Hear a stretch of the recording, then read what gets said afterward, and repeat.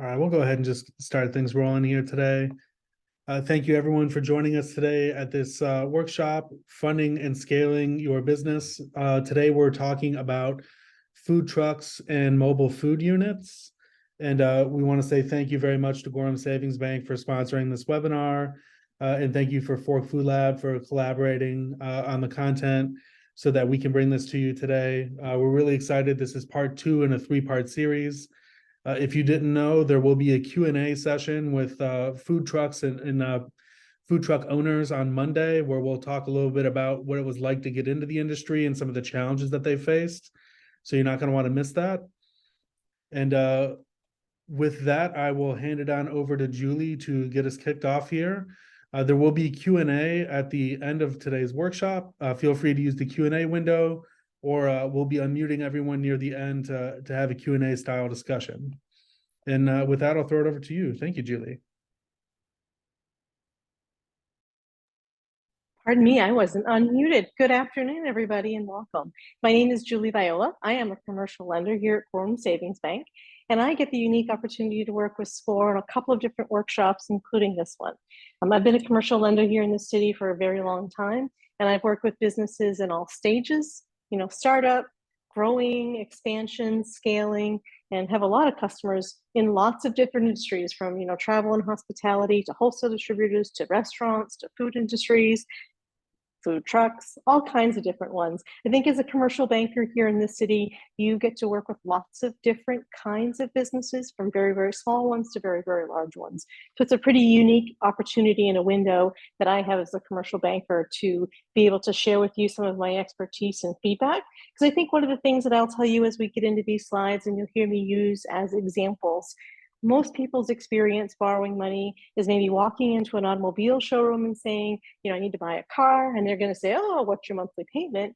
Or maybe you've purchased a home before, and buying a home as a first-time home buyer or as a second home buyer, it's very different than coming in with a business, whether it's either existing, scaling, or starting up, to apply for financing and to have a financial institution help evaluate and identify and use lots of the tools we'll talk about in the next half hour or so. So I welcome your questions. If you have specific examples, please put them in the Q&A, or at the end, we'll chat through them. But Dan, let's advance the slides and get started. So I think as you are evaluating your need for capital in your business, it's really, where do I start? What is my first step? And what is most important as you're thinking about starting a business, or maybe even expanding a business? If you're in a food truck today and you're going to go into bricks and mortar, you really need to be able to think through what I call the who, the what, the when, the where, and the why of your business. And in kind of SCORE lingo or SBA lingo, it's called developing your business plan. You need to be able to share with the bank or an investor, or maybe a partner you're looking with to get in business with. You need to really understand your business. What are you going to sell? How are you going to sell it?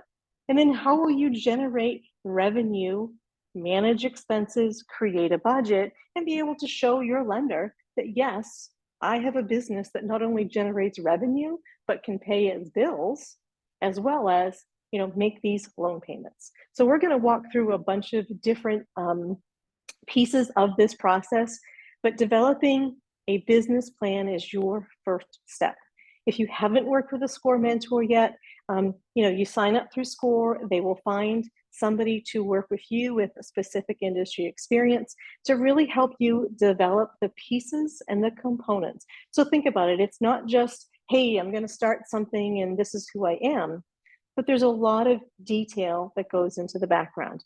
As bankers or lending institutions, what we're trying to do is, see if your loan request is right size for your business. And the financial plan and the business plan is really that first step and that first tool. We can go to the next slide, Dan. I think the other thing too is part of it, and we'll walk through a couple of these bullets in just a second, is thinking about creating benchmarks for your business. Benchmarks and budgets. How are you navigating the process? Are you spending what you thought you'd spend? Are you generating revenue the way you thought you'd spend it? But I'm going to get insurance for my food truck, and I think it's going to cost $1,500 for a year. You go out and get your estimates, and it comes back at $3,000. Again, now you start to see that expenses are varying, and how do we tell the bank that we can actually afford to borrow the money? So when I talk about a business plan, I talked about the who, the when, the where, the why, and the what. The who is this first bullet point. Who are you? What is your experience? What is your background? If you think about going to a job interview, that's very much similar to what you're going to put into your business plan. Most times when I'm talking to folks about their business plans and starting or growing or scaling their business, I want a copy of their resume. I want to know what they've done. Have they owned their own business? And do they have experience in the food industry? Have they worked in a restaurant? Have they owned a restaurant? Have they worked in a food truck?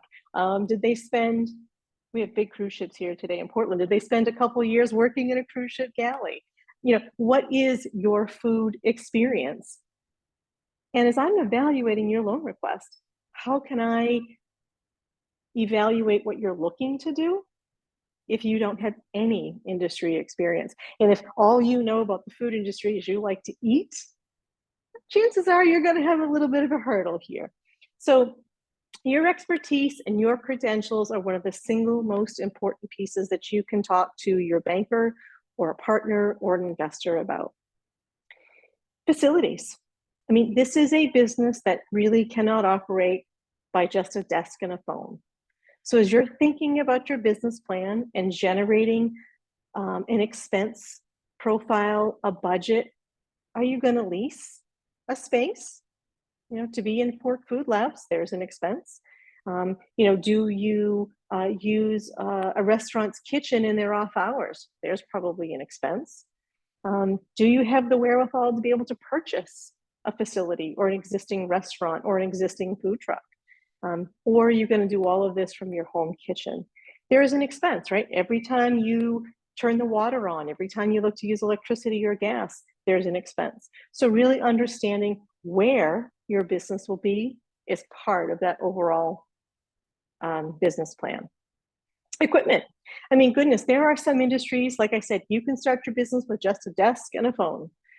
But the food industry certainly isn't that.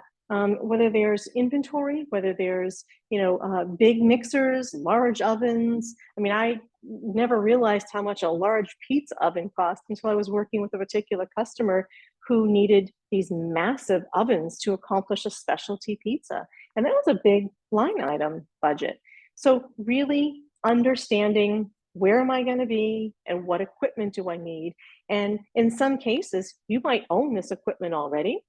Or, there are some wholesalers around the city or even online. I had a customer who was starting a restaurant who did their entire budget buying used equipment because, as you know, restaurants and food trucks, unfortunately, don't always have great success rates if they're not properly capitalized and have good help and good, backup and all the pieces that go into a successful business plan. So sometimes you can purchase this equipment at a significant discount. So kind of, thinking about, okay, I've got this plan, I have this idea, it's a restaurant, it's a food truck, it's a mobile food business, but it costs capital, it costs money, you need things. And can you do it on a used basis? I remember working with a food truck just before the pandemic. And they found an old van in a field and they were going to renovate it and put it all together. And my gosh, they saved so much money because not only were they handy, but someone gave them an old van that they renovated. And they're still a success story today, minus some time during COVID.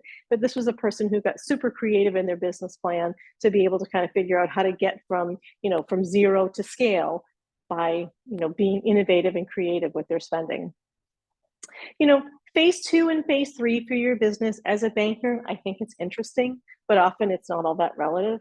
I want to know, I guess maybe I should think about location 2 and 3. Sometimes people get very creative and they're launching the moon. But in here, we're talking about, how are you going to get started today? And where do you hope to be tomorrow? And I think these 3 phases that we have here in the slide are important. milestones to consider. I mean, there are so many times that I've seen in my practice where people do just that. They start in their kitchens as a home catering business. They scale large enough to go lease a commercial kitchen or rent space in an existing restaurant during their off hours. And they just start growing and growing and growing. And then maybe the food truck is the next piece. And then the last piece is going from the food truck to bricks and mortar in a restaurant. But when you're looking to really dial in your business plan, what we usually recommend to folks is let's look at the first 12 months on a month by month basis in your writing of your plan, also in the projections of your plan. And then years 2 and 3, you can maybe be a little more general in your plan, thinking about what phase 2 and phase 3 might be for your business. But if you're seeking financing, you want to try to be as concise as you can and keep it into a pretty short window so that you can demonstrate the value proposition as well as the cash flow projections so that, the bank can sort of evaluate, can you afford this loan? So we can go to the next one.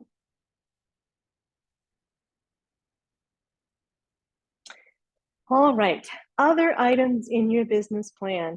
You need to get really detailed. And this is something that, a SCORE mentor can help you with. You really want it to dive deep. The expression that I use is when you're going to turn the lights on in your business, what does it cost? Who do I need? And what are we going to do? And that's a little bit about what the items on this slide talk to. Can you do all of it yourself?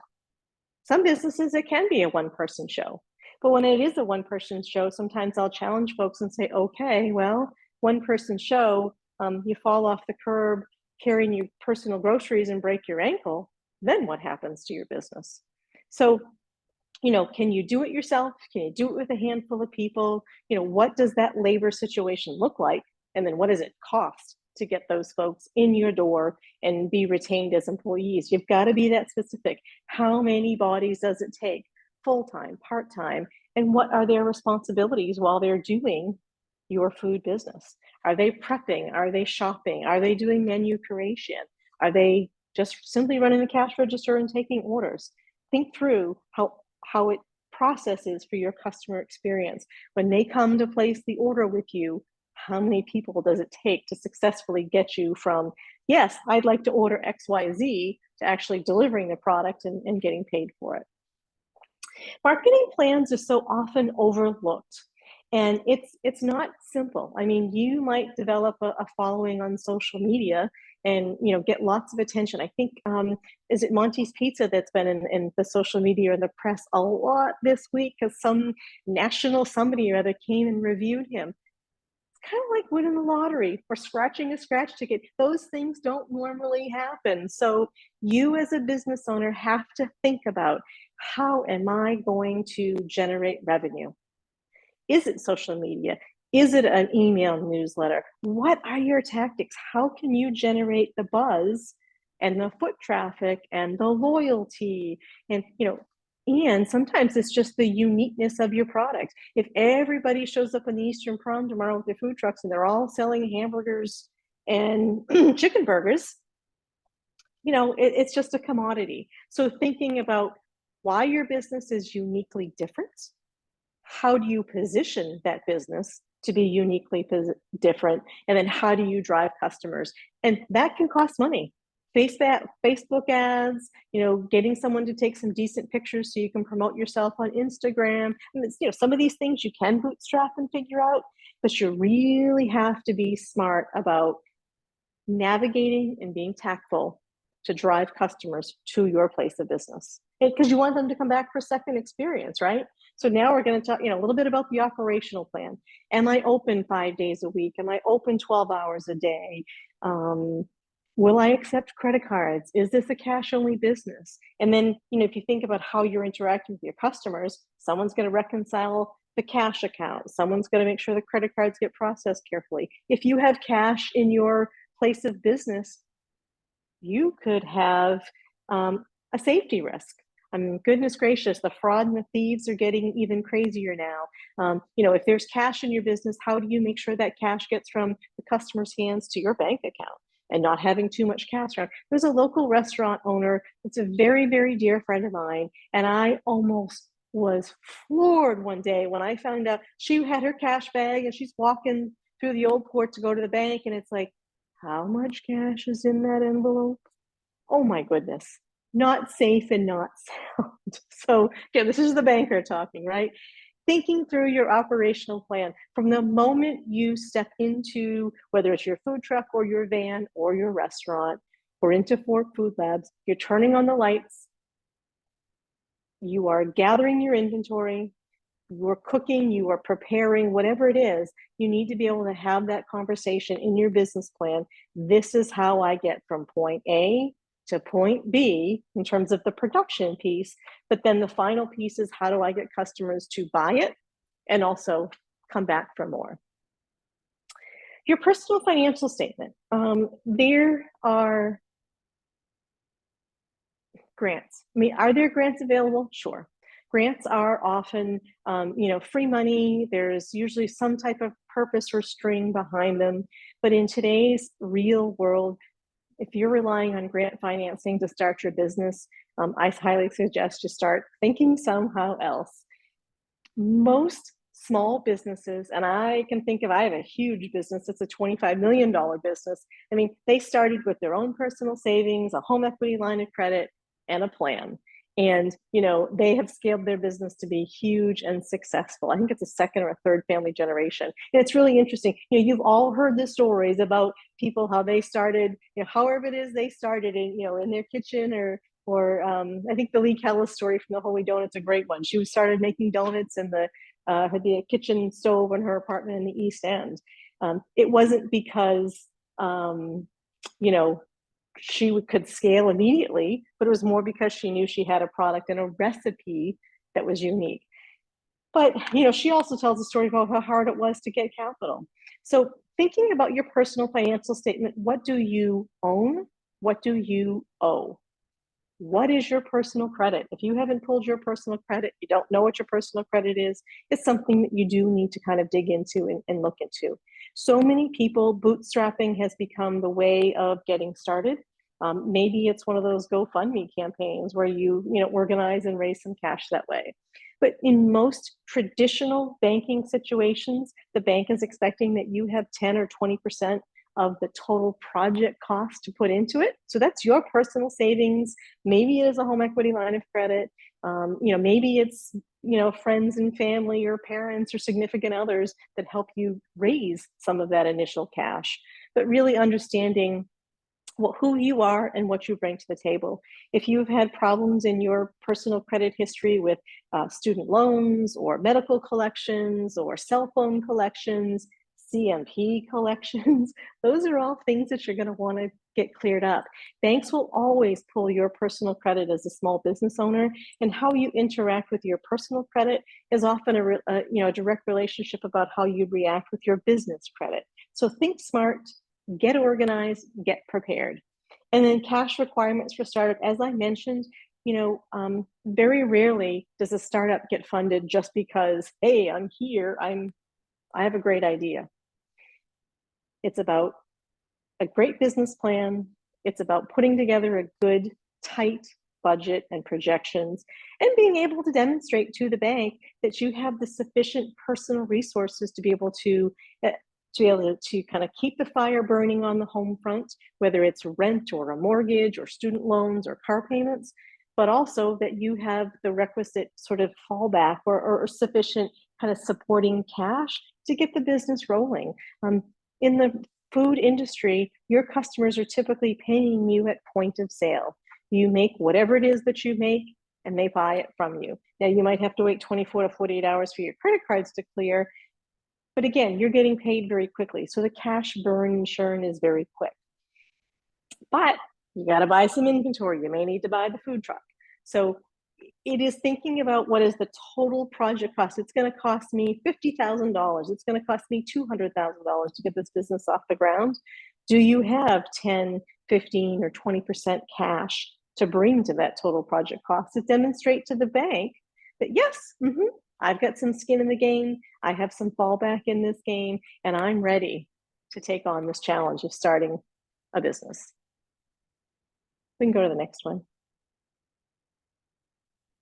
Okay, so we've talked a little bit about a lot of these pieces already because I get really passionate about this stuff. Detailed financial projections, bar none, score mentor, have them work through all of this with you. It is, how do you generate revenue? What is the cost of goods sold? So if you are making, whether it's a whoopie pie or a taco, you've got to go get supplies, raw materials. You might need utensils, whatever it is. What does it cost to gather those raw materials? What are the costs behind the scenes for electricity, lights, any of those other expenses? And then, what are you charging? Are you actually charging enough for your product so that, if it costs you $4 to make it with all your expenses, it costs $4 for each one of these items.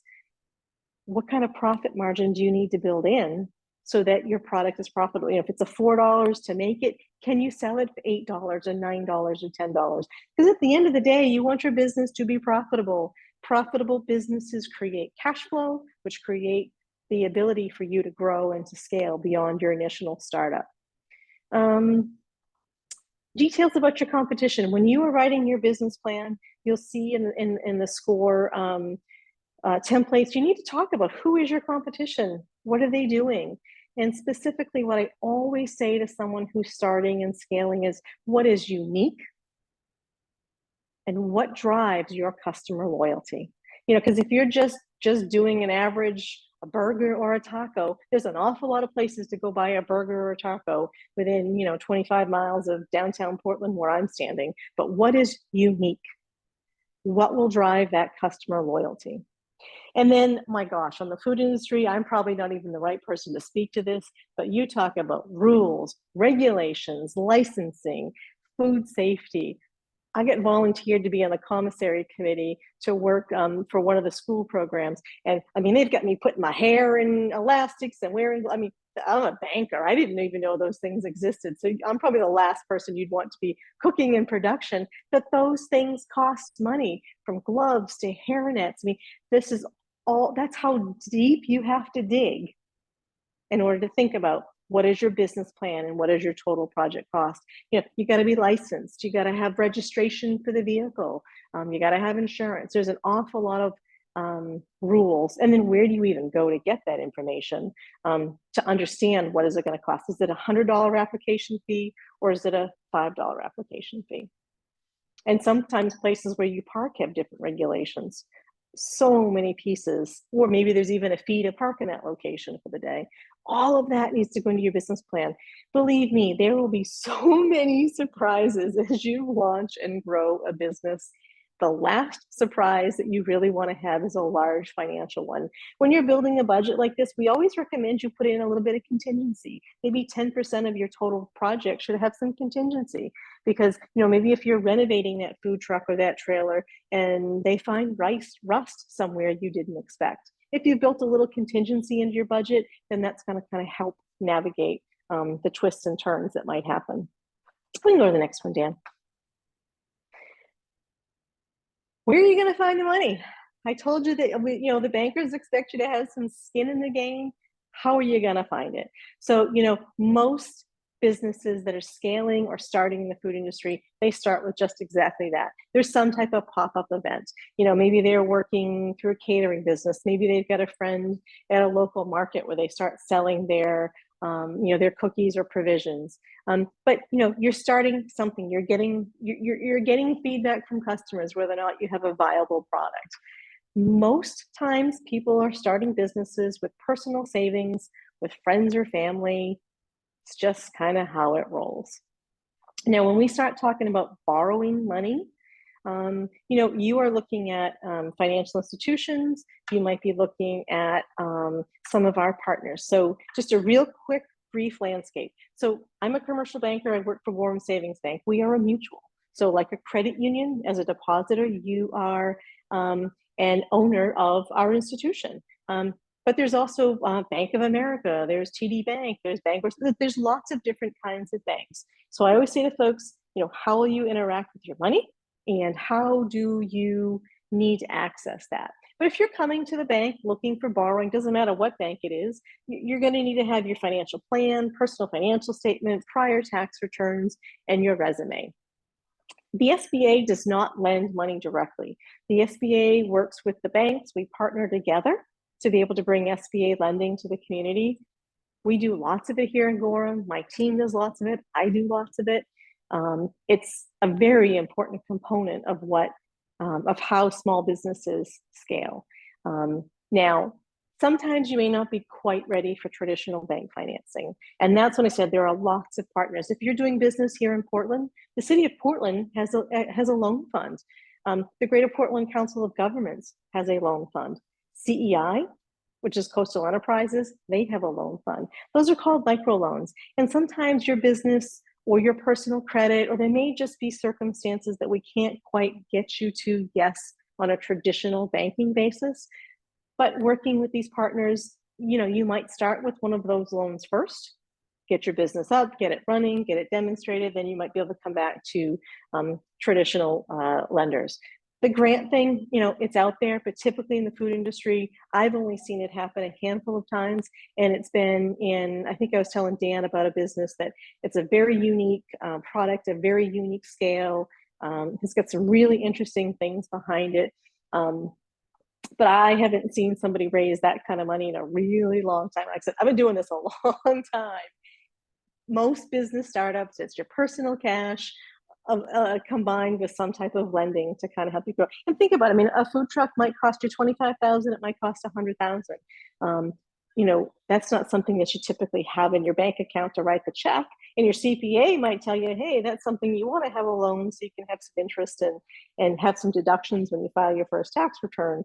But thinking about the size and scale and scope of what you need kind of helps you drive, can we start small, create a great product, find a loyal following, and then kind of go from, again, maybe you're starting in your kitchen, but you go next, as we showed in those phases, through, your food trucks into bricks and mortar, but each of them costs money.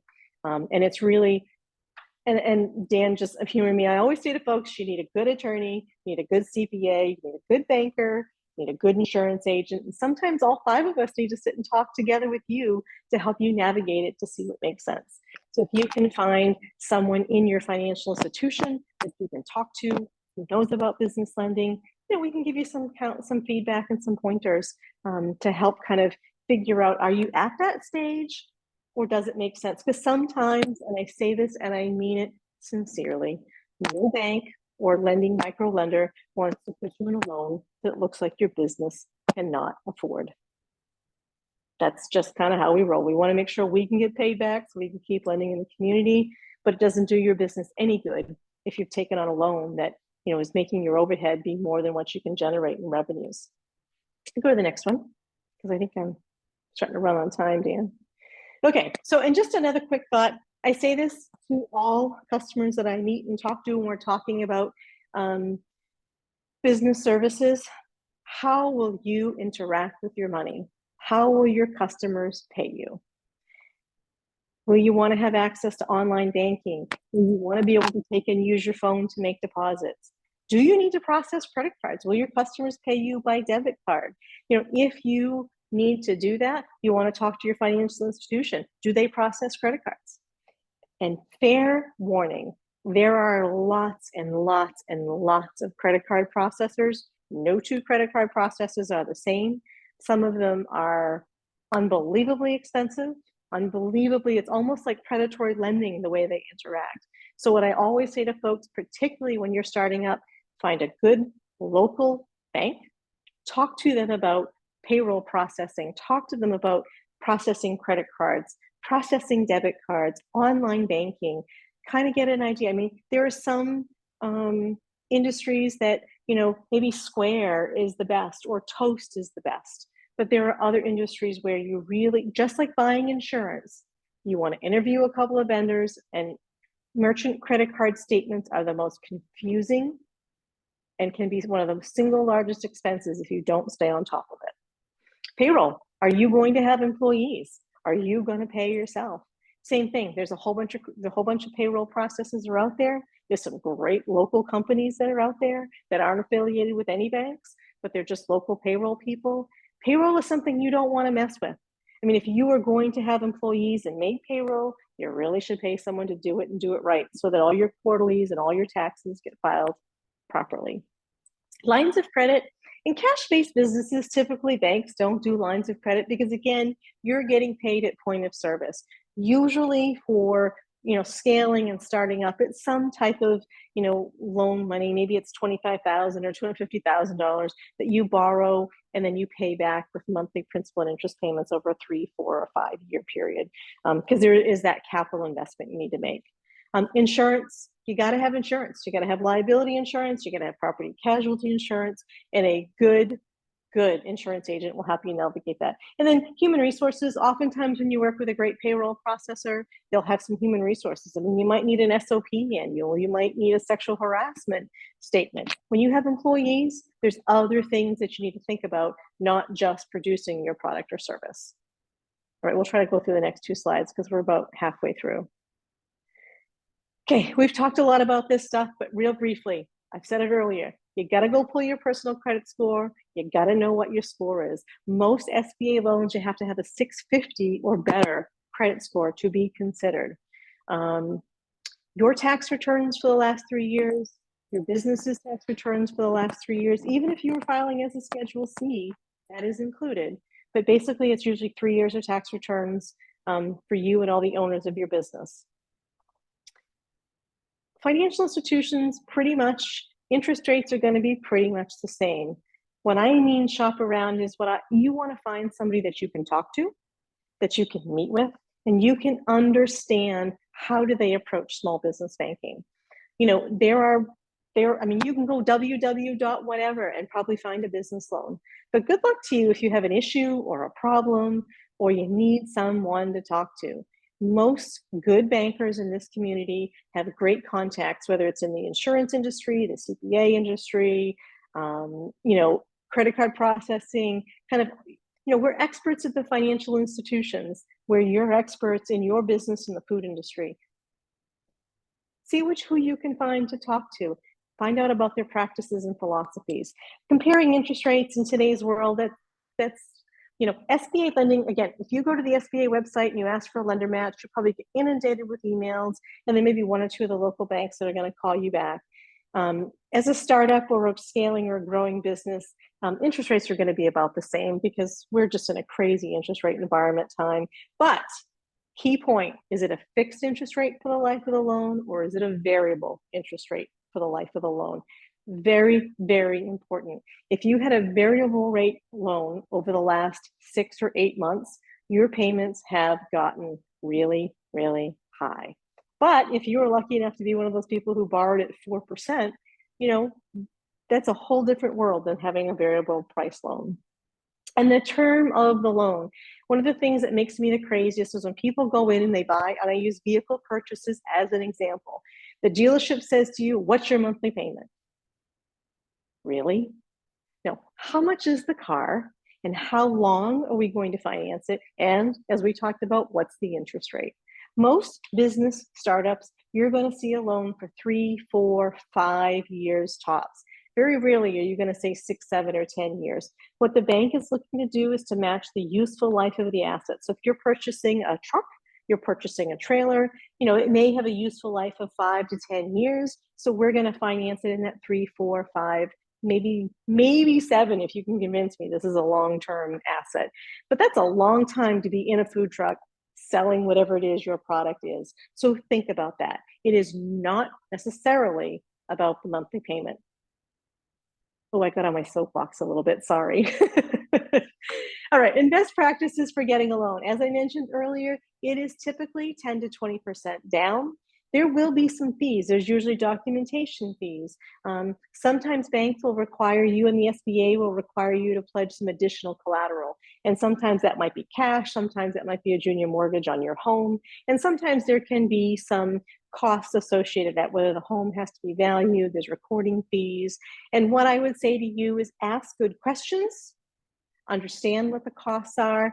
And, if you have the ability to negotiate, it's always something pretty good. But most small business lending is pretty, black and white. There's going to be documentation fees, there may be packaging fees, and then there's recordings fees that are the same from institution to institution.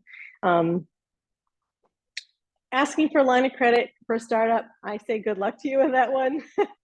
In my world, that's just kind of not how we roll. If your business is cash-based, we will try to set up a loan for you that you'll get a working capital component out of it, so that when we do your loan closing, you have what you need to be successful based on your business plan for the next 12 to 24 months.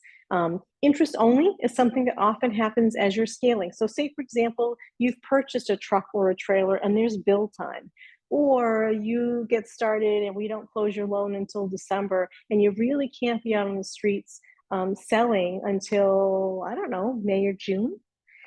So there's interim periods where lenders might be willing to say, sure, let's go interest only. Until you get the business up and running, until you're generating revenue, an interest only period versus a principal and interest period might be a very appropriate way to get started. But again, if you're working with an experienced banker, they're going to help you navigate kind of what makes sense based on your business plan.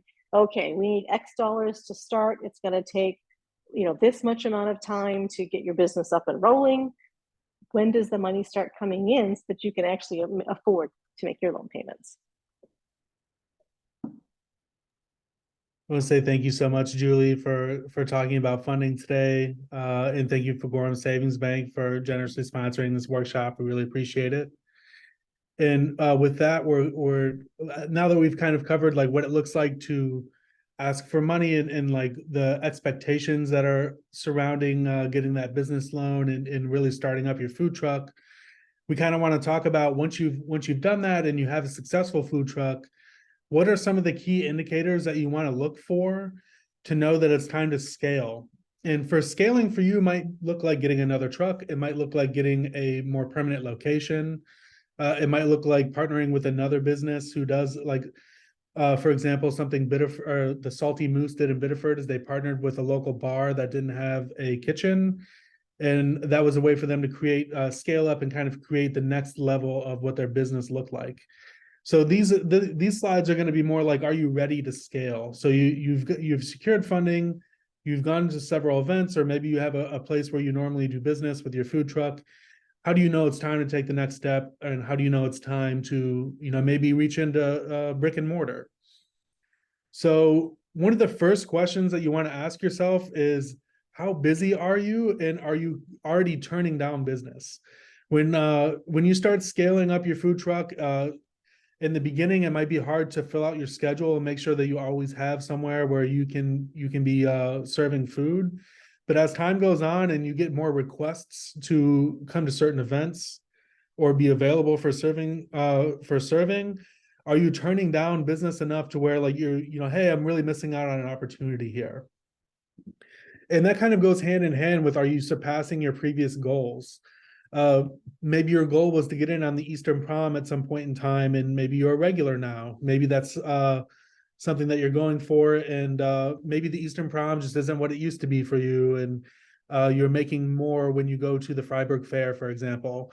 So these are things that you want to think about, you want to keep in mind, and make sure that you're kind of bringing your goals up along with you as your business grows. And that also goes along with, do you have strong cash flow and repeat customers? Is it going to kill your business if you have one, like we had several times this year, one crappy week of weather and, people might not come out? If that's not something that's really going to be a dire threat to you, then maybe it's a good time to look at doing something like brick and mortar, where you can get those folks indoors and undercover. And are you having trouble locking down locations and events? Maybe you've seen that there are more food trucks coming into the area after you've started scaling, and you've just kind of decided that the locations that I've been going to have been doing very good for me, and I've been very successful. Maybe it's time for one of my mainstay locations to look in the main street or look around that town somewhere and see if there's a brick and mortar that would really work for me. And on the other hand of things, maybe you've decided, I have been very busy, and it looks like the next step is on the horizon for me. Is it a feasible scale up? If you've only been in the business for a year or two and you happen to get a lot of quick success, like Julie mentioned earlier, it's like winning the lottery when someone comes and reviews you, like Monty's. But Monty's has been in business for a while. They kind of have that infrastructure around them, and they have that know-how and that knowledge of how to operate that business when it does get crazy or when it slows down. You want to make sure that you have that available for you and your business as well, and it's a proven concept. Can you show adequate customer demand? This kind of goes hand in hand with, are you turning down business? Are you getting so many requests for weddings, for catering, for your food truck that you're turning down brides left and right? If that's something that you're struggling with, and you haven't filled out 2023 yet, let alone 2024, maybe it's not the right time to scale. And what does your potential competition look like? This is something that's been up and coming and very popular in Maine as a topic for the last few years. But at the same time, everyone knows how hard it is to run a food truck, especially if you've been in the food industry. So you'll want to understand what your competition is like, who is out there, who's doing what. One of the great things I think about the food truck industry in Maine is we have so many incredibly niche food trucks that we don't really have to double up on anything, and you want to make sure that your offering is unique, just like the other food trucks that we have in the area. And this is probably one of the biggest components. Do you have the staff necessary to actually make that shift, especially if you've been able to run on a bare bones staff as a food truck? There's a lot of front of house stuff that you have to worry about with moving to a brick and mortar. There's stuff around marketing and getting a GM and more regular, making sure that you're maintaining regular hours at a brick and mortar space. That just takes more hands on deck. And can you find the additional prep or service staff that you'll need in the location that you're hoping to open brick and mortar? Or maybe a new food truck? And how much time do you need to hire and train? This is a huge component, especially as a food truck trying to move to brick and mortar. You might be down for a little bit of time as you make your transition. And on top of the cost of possibly being down during big events, you also have to worry about the cost, and not just the dollar cost, but the time commitment cost of what it takes to hire and train folks. And that's something you want to really keep in mind. These are not insurmountable challenges. Obviously, restaurants can be successful businesses, but it does take a lot of time and effort, just like starting up a food truck takes a lot of time and effort. So how much time do you need to integrate your staff? If you are hoping to start a brick and mortar and move your food truck over, you might have a good part of your menu ready. You probably have a good idea of where you're going to be sourcing your ingredients and possibly how often you'll be sourcing ingredients, but figuring out what staff is going to fit well with your company. Is the staff that you're hiring going to work well together? Knowing the difference between like management and being a leader, and making sure that you're leading your staff and also managing your staff. These are all different things that you'll want to keep in mind as you scale up. Food trucks can be very intimate and very small settings. So when you're kind of moving up to a restaurant, there's just more to juggle and there are more people to juggle. So suppliers, this is a really big one. Now, do you have adequate local suppliers on a region or national or regional supply chain that can help work with you effectively and efficiently without experiencing product shortage? So if you're a company that delivers, for example, products where you're maybe you have grain products that are grown in Maine, or maybe you use meat that's raised in Maine, are you sure that your suppliers can constantly ensure that you're getting the meat deliveries and the grain deliveries that you need in order to live up to the reputation that you have? Can your current suppliers keep up with scaling needs? That's a really big one. Just because you can get the order that you need now doesn't mean in 6 months, when you have your brick and mortar open and you need 3 times that size, that they can actually deal with that volume. That's a conversation you need to have with your suppliers and make sure that they can keep up with you as you're scaling. And product testing is also really big. When you're moving from a small made to order situation like a food truck, or at least most food trucks are made to order, there's a lot of control over the product and the final output of the product. When you're moving to a restaurant setting, sometimes you have to do a lot of prep and prepare a lot of more things in advance than you might on a food truck. And you want to make sure that you can really have that quality control. And you want to make sure that you have that quality control at volume as well. If it takes twice as much revenue to meet your cash flow for a restaurant, that means you need twice as much volume on your recipes, and your recipes need to taste the same at that volume. And that's going to matter a lot for things like production, packaging for to-go orders, any kind of normal distribution that you might have. Efficiency, can you streamline and automate your processes that you have on your food truck to a full-size kitchen? Food trucks are very often set up in a specific way, specifically for your business and your line. And you need to make sure that you can transition that over into either a new food truck if you decide to go that route, or to brick and mortar to a larger kitchen if you decide to go that route. And that brings us back to quality. Will you be able to maintain the quality and consistency of products and services? If you have a taco truck and you're famous for your beef tacos, and you open a storefront and you have a to-go window, you want to make sure that whoever's coming to that to-go window or coming to sit down in your restaurant gets the exact same tacos that they got from your food truck. That is critically important to carrying over your market from food truck to brick and mortar. And of course, Julie already covered a lot of this, but scaling really also is very integrated with that financial component. Is your business plan solid? Does your business plan account for the scaling that you're hoping to do? And if so, have you checked all your boxes? And that's really a good point in time for a SCORE mentor to sit down and go over your business plan, either before or even sometimes, depending on the financial institution, with your financial person, to make sure that we're hitting it, all of our goals and checking all of our boxes, and we're not leaving something on the table. And that's really important for making sure you have a plan for financing your growth. The more dollars you spend on a project, and brick and mortar is obviously going to be more expensive than a mobile unit, the better your plan has to be for making sure that you have financing in place and that you can pay back that loan at the end of the day. And adaptation, are you able to quickly change to the trends that are happening, or are you able to quickly change to customer desires? This is something that folks who have food trucks, I think, tend to be very good at adaptation.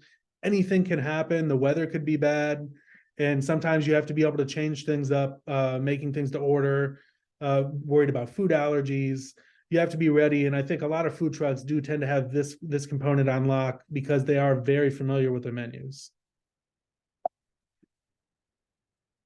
And that brings us back to branding and marketing. So we have, is your brand, are you being consistent with your brand with your scale up? When you make your transition to brick and mortar, are people going to recognize that it's the same as the food truck? You want to make sure that you're using similar colors that you used on your food truck in your branding materials and your signage. Is the branding on your packaging going to be similar if you have branded packaging? Will your customers remain loyal, and will you attract more customers because they were able to see that growth and that consistency from maybe them trying you at the local fair or farmer's market and then trying you at your sit-down restaurant? And underperformance and failure, it is the restaurant industry. I think a lot of folks have a pretty good understanding that it's a tough cookie, no pun intended. Restaurants can be very difficult to run. Food trucks especially can be very difficult to run. You're at the mercy of the weather a lot of times. You're at the mercy of what folks just want to do, what events are in town. And it really takes a special kind of person to be able to do these things. But to be honest, a lot of people wouldn't be in the industry if they didn't love what they do. So you'll just want to make sure that you definitely feel like you're up for to meeting the task, and that you are utilizing the resources that are available to you. And with that, we will go into Q&A. I'm going to actually go ahead and stop screen sharing here, and I'm going to unmute everyone in the workshop. So if you have a question, feel free to go ahead and unmute yourself, and we can do a little bit of Q&A.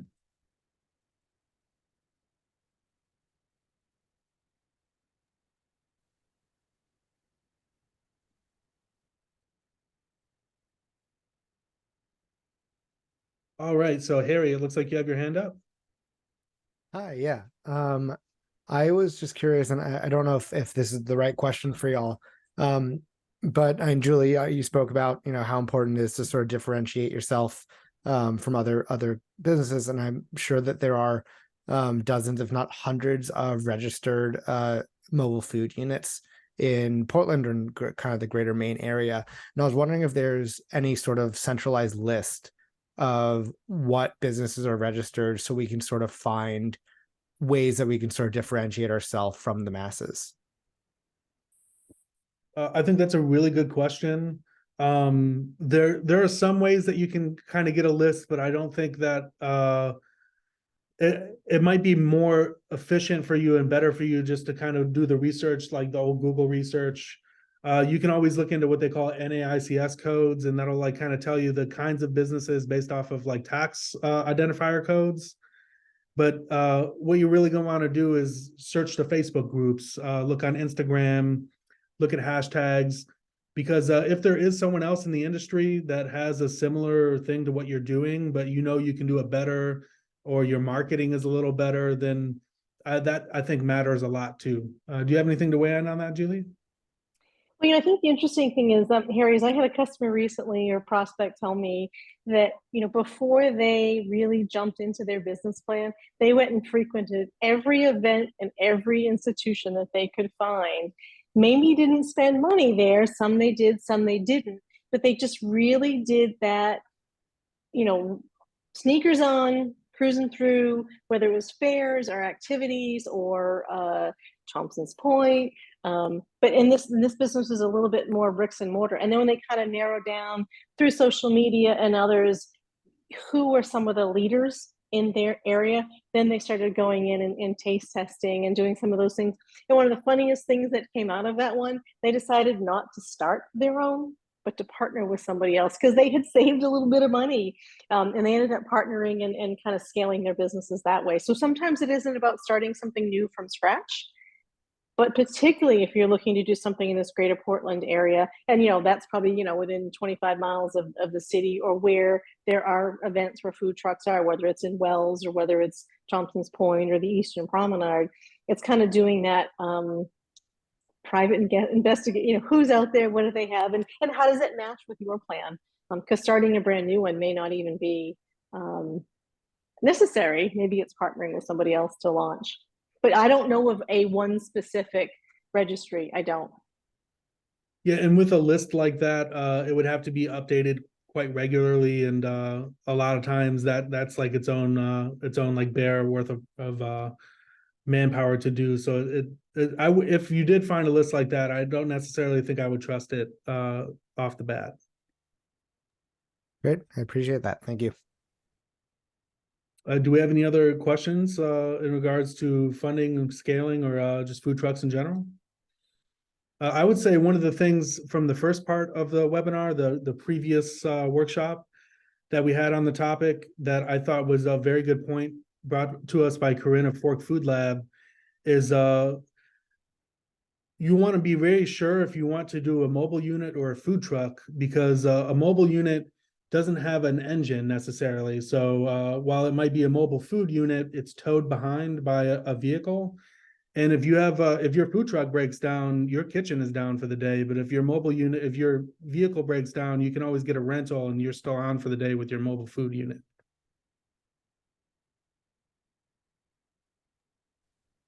Super important advice, Dan. And I think, I mentioned contingency.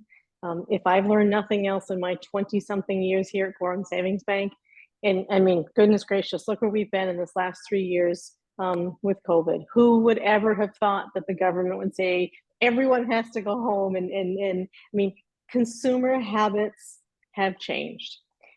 So finding ways to be able to pivot. The old fashioned expression is saving for a rainy day. If I never say pivot again, and I did just say it twice, it'll be a good day. But contingency planning, the engine, can you tow it?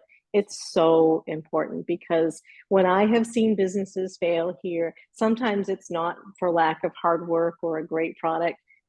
Sometimes bad stuff happens to really good people. and they just weren't prepared. Something else, I mean, really off the wall to think about is life insurance. If you go out and borrow money for your business or your startup, what if something happens to you and you either pass away or you're disabled? Do you have some life insurance or the ability to assign some life insurance so that if you have loans, whether it's for your home or whether it's for your business, so that, you know, those, your significant others, children, business partners aren't saddled with that responsibility? Once you take on debt, it brings your business to a whole other level. It's not just about you, you know, kind of making decisions, seeing how the money's flowing through, updating your budgets. There's just a lot of contingency plans to think about. And boy, oh boy, have we learned about contingency planning, even more than we ever did in this last 3 years. In the food industry, probably next to travel and tourism, took the biggest sucker punch ever. So you could never make your business 100% foolproof. But if you can think of some ways to have some contingency in planning and inventory, being able to be nimble is super important, financially as well as business-wise. If we have any questions, feel free to put your hand up or unmute at the moment. But for right now, it seems like that might have been our big one. And I just want to say thank you to everyone for joining us today. We will be having a follow-up session to this one. The third part is on Monday. We're going to be doing a Q&A session. We'll have 3 food trucks who are members of Fork Food Lab. They're at different stages of business, so they'll come in and talk about their experience and what it was like starting up, and kind of like the do's and don'ts and things that they wish they knew before they started. So thank you everyone for joining us today, and we really look forward to seeing you on Monday. Have a great day, everyone. Have a great afternoon, everybody. Thanks again, Julie. Thank you. Bye.